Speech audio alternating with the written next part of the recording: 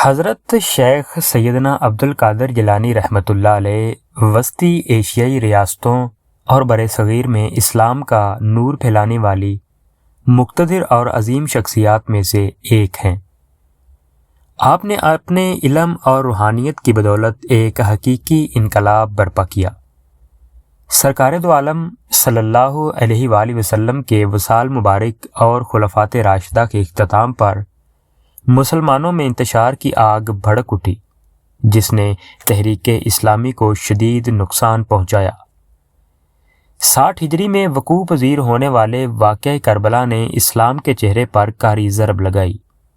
اسلام دشمن قوتوں اور دور جہالت کی قبائلی عصبیت کا اتنا بدتر اظہار تھا کہ جس کے اثرات آج بھی محسوس کیے جاتے ہیں۔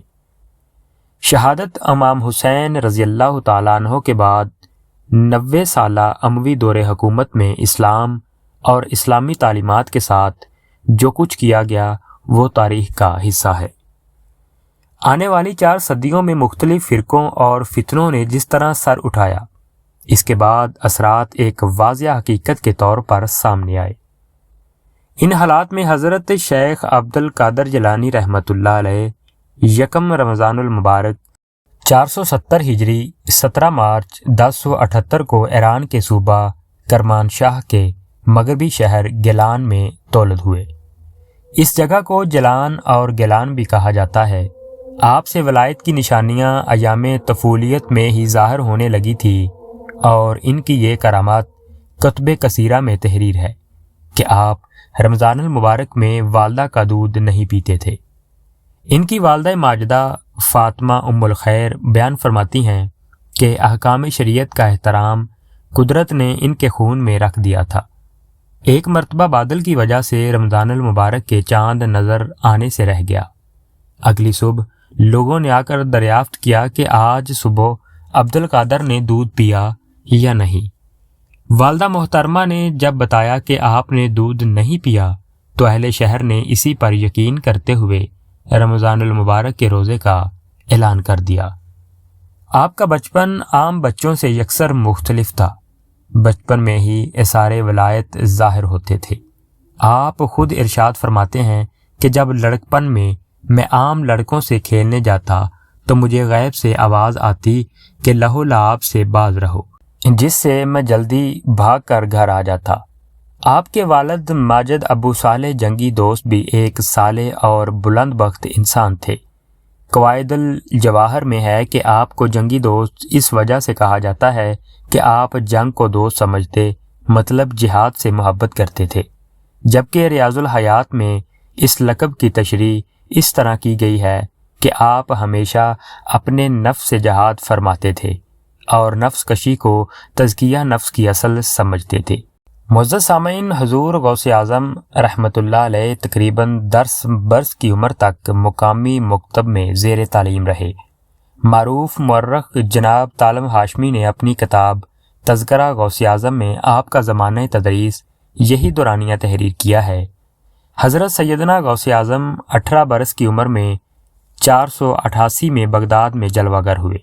یہ وہ وقت تھا کہ جب امام وقت حضرت امام غزالی نے راہ طریقت کی تلاش میں مسن تدریس کو چھوڑ دیا تھا اور بغداد کو خیر آباد کہہ کر راہ طریقت میں مسافر بن گئے تھے۔ گویا کہ اللہ کریم کی حکمت تھی کہ ایک عظیم شخصیت بغداد کو چھوڑ رہی ہے، تو اس کی جگہ لینے کے لیے اور ایک نادر روزگار شخصیت جلوہ افروز ہو گئی۔ آپ نے بغداد میں جامعہ نظامیہ میں داخلہ لیا اور تقریباً 8 سال قیام فرمایا۔ اسی قیام کے دوران آپ نے علم قرآت، علم تفسیر، علم حدیث، علم فقہ، علم لغت، علم شریعت اور علم طریقت پر خوب مہارت حاصل کی۔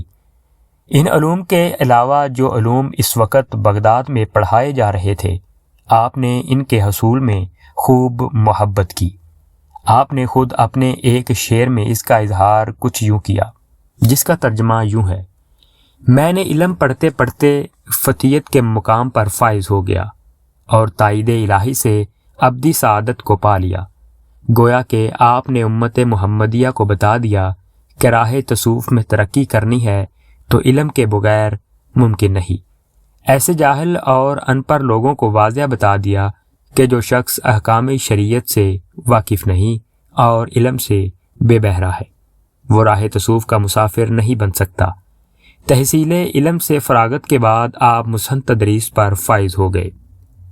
تصوف ولایت کے عظیم مرتبہ پر فائز ہونے کے باوجود اور خلق خدا کی روحانی تربیت میں مشغولیت کے باوجود آپ نے درس و تدریس اور فتویٰ نویسی سے پہلو تہی نہیں کی۔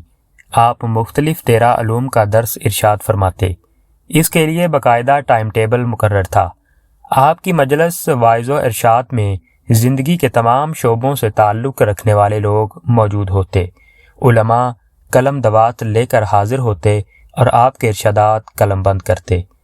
حضرت شیخ عبدالحق محدث دہلوی ارشاد فرماتے ہیں کہ حضرت شیخ کی کوئی محفل ایسی نہ تھی کہ جس میں یہودی، عیسائی اور دیگر غیر مسلم آپ کے دست مبارک پر اسلام قبول نہ کرتے۔ کئی جرائم پیشہ، بد کردار، ڈاکو اور بد مذہب اور فاسد عقائد رکھنے والے اپنی سابقہ زندگی سے تائب نہ ہوتے۔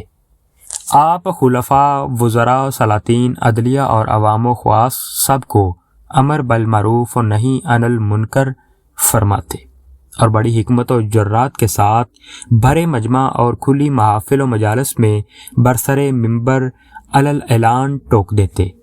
جو شخص کسی ظالم کو حاکم بناتا اس پر اعتراض کرتے اور اللہ تعالیٰ کے معاملہ میں ملامت کی پرواہ نہ کرتے۔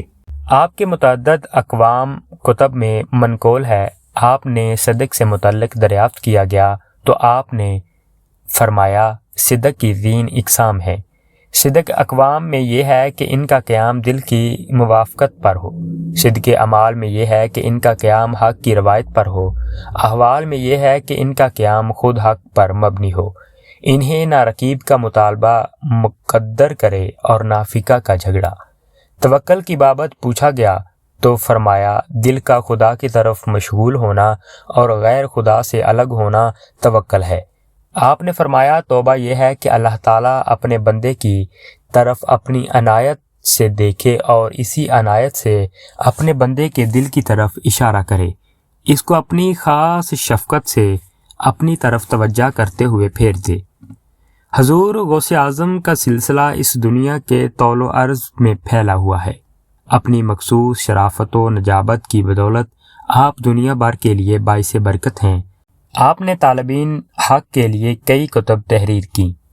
معزز سامعین، شیخ عبد القادر جیلانی رحمۃ اللہ علیہ نے 8 ربیع الاول 561 ہجری 1166 میں 99 سال کی عمر میں وصال فرمایا اور آپ کی تدفین بغداد شریف میں ہوئی۔